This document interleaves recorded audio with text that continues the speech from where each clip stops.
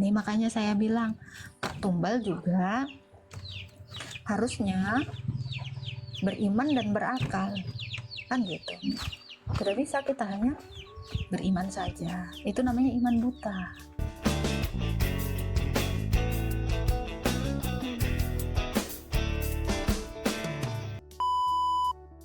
Ketika niat sholat ya, tidak menghadap kiblat, bisa nggak? Waktu niat sholat kakak baca gimana?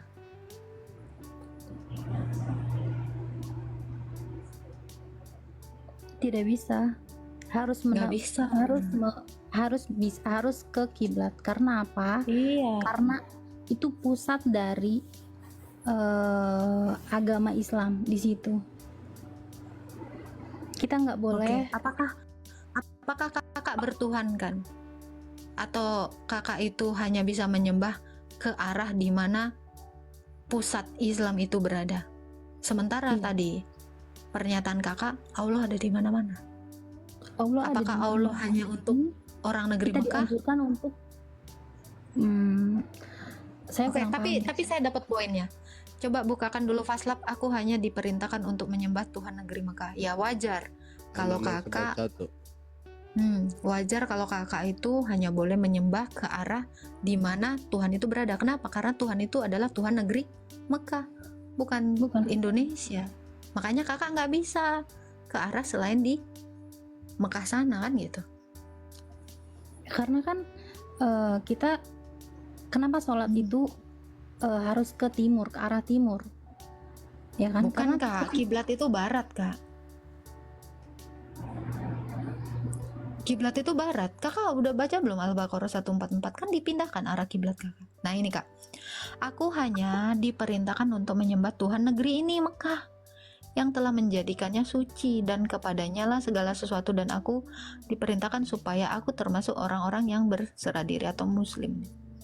Nah ini kak, kenapa kakak harus menyembah ke arah itu? Karena memang kakak itu menyembah Tuhan negeri Mekah. Negeri ini negeri Mekah, bukan dan Tuhan seluruh hadis dunia, tadi kan seluruh alam. orang Mekah menyembah batu di hadis yang tadi. Kalau menurut saya sih, kalau untuk menyembah batu itu tidak ya. Kalau untuk dalam pendirian saya. Hadis yang tadi mengatakan apa? Orang-orang Mekah menyembah batu. Ya itu mungkin dalam pendirian seseorang aja kayak gitu kak. Kalau dalam diri pribadi saya masing-masing, maksudnya kayak dalam diri saya itu kayak ya menyembah Allah kita kayak gitu. Bukan menyembah batu ataupun yang lain. Berarti ibu tidak sadar menyembah batu kalau gitu.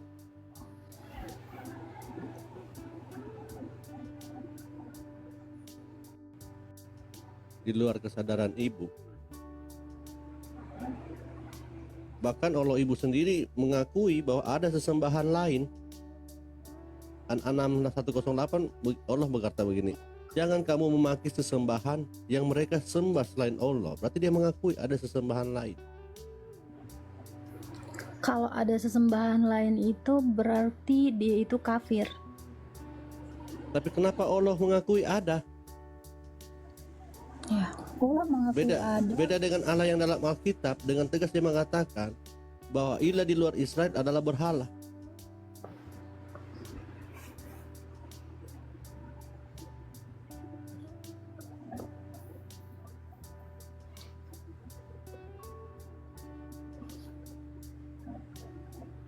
Sedangkan An-Naml mengatakan kalian disuruh menyembah Tuhan negeri Mekah. Sedangkan Allah yang dalam Alkitab, Allah yang ada dalam Taurat, Allah Abraham, Ishak dan Yakub mengatakan Allah di luar Israel adalah berhala. Kok bisa ada Tuhan di negeri Mekah? ada Tuhan baru. Dari gambar ini mungkin bisa menjelaskan sih pola dosingnya. Betul. Tapi kak, aku tadi tuh belum nemu jawaban juga ya. Allah itu satu yang seperti apa kak? Cek. Satu hidup kah, atau satu mati kah gitu. Coba, sekarang saya tanya kakak, Allah itu kira-kira hidup atau tidak kak? Allah. Kenapa kak? Sorry. Allah itu kira-kira hidup nggak kak? Allah itu dia tuh hidup, dia nggak hidup Kak, dia pasti tuh kayak dia kan Tuhan. Iya, tapi dia hidup nggak? Karena dia bukan manusia. Bisa nggak sesuatu yang hidup bisa menghidupkan orang? Harusnya bisa. Tetapi kalau sesuatu yang tidak hidup, tidak akan bisa mungkin menghidupkan, apalagi mencipta. Betul dong. Karena kita ini hidup dari Allah. Kalau Allah itu tidak hidup, bagaimana dia menghidupkan kita? Berarti dia bukan pencipta dong. Sama seperti batu. Batu itu tidak hidup. Maka dia tidak bisa menghidupkan. Siapa hari gini yang masih mau menuhankan batu? Berarti nggak mikir kan? Islam. Nah sekarang saya tanya, apakah Allah itu menghidupkan? Iya, dalam Al-Quran juga setelah kita mati itu kita bakal dihidupkan kembali saat kiamat datang, kayak gitu sih. Itu katanya. Sekarang saya tanya, apakah Allah itu bisa menghidupkan? Adakah bukti satu orang yang sudah dihidupkan Allah? Kalau menghidupkan itu apa ya? Kalau orang udah meninggal itu tidak bisa dihidupkan lagi Kak. Allah bisa nggak menghidupkan orang yang mati? Itu pasti bisa, semuanya pasti bakal hidup kembali saat kita selesai di dunia. Oh kalau nanti itu saya baru percaya katanya, janji. Iya, Saya itu juga bisa jadi Allah kalau nanti saya juga bisa jadi Allah kalau gitu. Iya, Tinggal sejak janji-janji dari kan. Allah. Itu bukan fakta Gimana? karena itu belum ada di kita belum melihatnya, tapi itu kan janji dalam tertulis di Al-Quran kayak gitu tersebut. Oke, iman itu kan salah satu sesuatu yang belum kita lihat tetapi yang bisa dibuktikan. Itulah iman. Jadi kita tidak bisa beriman kalau sesuatu itu tidak diuji dan tidak bisa dibuktikan. Bagaimana mungkin kakak mempercayai Allah itu adalah yang menciptakan sementara dia tidak mampu menghidupkan? Makanya tadi saya bilang, di dunia ini ada begitu banyak Tuhan, semuanya ngaku Tuhan. Tetapi yang membuktikan dia adalah yang menghidupkan, yang menciptakan. Itu cuma satu di dunia ini yang bisa membuktikannya. Hanya Yesus. Ilah lain itu tidak ada yang bisa membuktikan. Mau yang lebih tua, mau yang lebih muda, selain dari Yesus, belum ada yang bisa menghidupkan. Itu fakta. Jadi siapakah Tuhan satu yang benar? Nah ini. Jadi kita ini kan semuanya memilih menyembah Tuhan karena berharap kita nanti setelah mati mau dihidupkan. Itu kan tujuan kita bertuhan. Sementara kita salah memilih Tuhan, ya kamu bisa kecewa. Makanya saya bilang, kita jangan sampai beriman buta.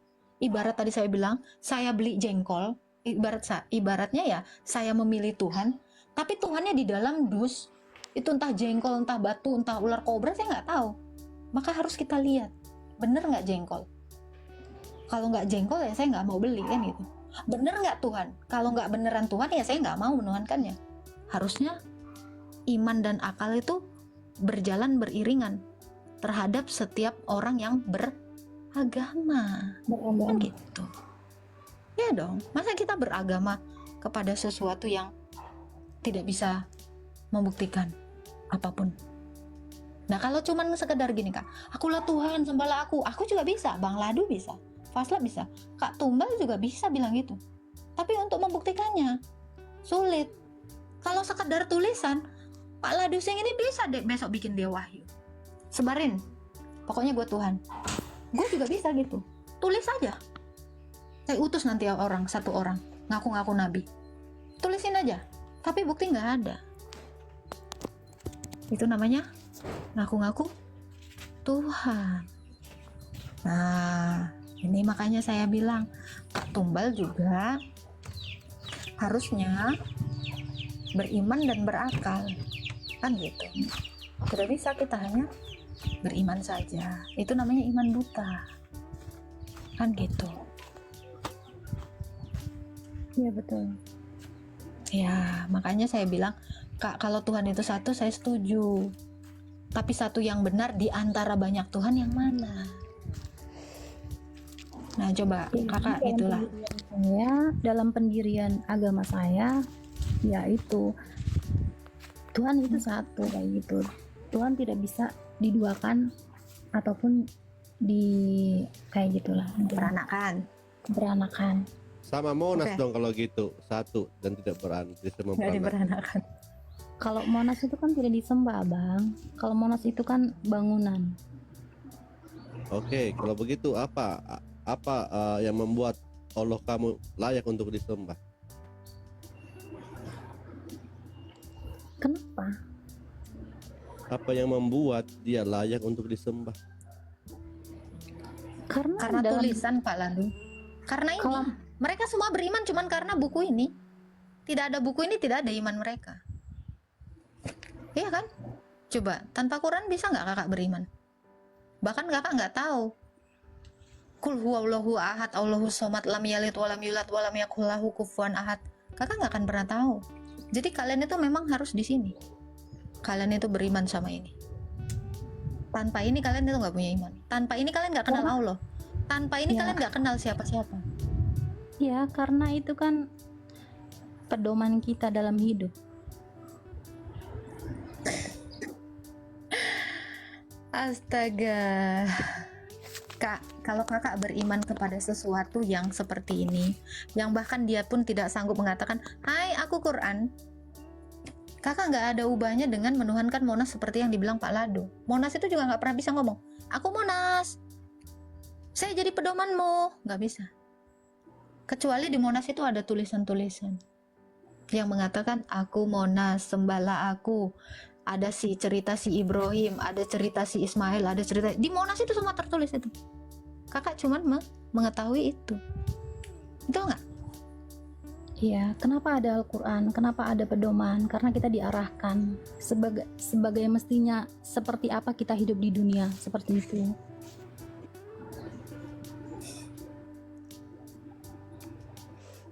Apakah sebelum ada Quran manusia itu tidak bertuhan? Bukan Apakah tidak sebelum ada bertuhan. Quran manusia itu tidak punya pedoman hidup? Ya mungkin ada, cuman kan dalam agama Islam kan memang pas dulu itu kan memang ada nabi-nabi yang menyalurkan agama seperti itu, Kak. Kalau sekarang kan Nggak udah ada. tidak ada Nggak ada nabi-nabi, itu. makanya Nggak ada itu. makanya kenapa ada Al-Quran? Kenapa ada Al-Quran? Yaitu Al-Quran adalah pedoman hidup untuk orang Islam seperti itu. Oke.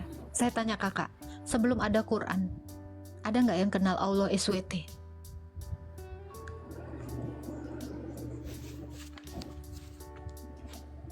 Nggak ada kan? Bahkan sebelum ada Saya Islam belum di tahu Mekah karena sana, saya tidak apa ya, tidak ini pengetahuan lahir di umum loh kak. zaman dulu. Enggak, ini pengetahuan umum kak. Sebelum ada Islam, diperkenalkan Muhammad. Di Arab sana, di Mekah sana, itu nyembahnya apa? Yang dibilang Pak Ladu tadi, Hubal, berhala, batu. Makanya klaim kakak tadi mengatakan Ibrahim agama Islam, ya, bahkan jauh banget jauh lah, kejauhan kalau Ibrahim. Sebelum ada Islam, sebelum ada Muhammad, sebelum ada Allah di dalam Quran ini, itu mereka semuanya nyembahnya apa? Berhala. Mereka tidak mengenal Allah. Tanpa Quran, nggak ada yang kenal Allah. Jadi Allah tergantung ini, tergantung sabdanya Muhammad. Tanpa Muhammad berkata-kata, ada nggak yang kenal Allah? Nggak ada. Makanya Muhammad nggak? mati, Allahnya hilang juga. Sekarang kalau seperti ini kak, tanpa Quran, kalian tidak mengenal Muhammad. Sekarang pertanyaan saya gini, jadi manusia ketergantungan dengan Allah atau Allah tergantung manusia? Manusia ketergantungan sama Allah. Tapi faktanya, Allah itu tergantung manusia yang namanya Muhammad. Tanpa manusia Muhammad, Allah nggak ada yang kenal. Iya, betul. Allah Karena tergantung Allah sama memberi Muhammad, wahyu kepada bukan Nabi Muhammad tergantung sama Allah. Mau dibuktiin nggak kak? Kenapa saya katakan Allah itu tergantung Muhammad? Setiap ayat yang keluar di sini, yang turun satu persatu, itu karena ada kasus di dalam diri Muhammad. Baru Allah itu ada, menyatakan dirinya dalam rupa ayat, surat. Banyak. Nah itu. Coba, bisa nggak At-Tahrim ayat 1 keluar kalau Muhammad tidak menggauli Hafsah? Budaknya Hafsah. Nggak keluar itu At-Tahrim ayat 1. Bisa nggak? Surat perintah hijab itu di mana? Al-Azab 59. Nah, bisa nggak Al-Azab 59 itu turun tanpa Umar mergoki Saudah berak di tengah malam? Itu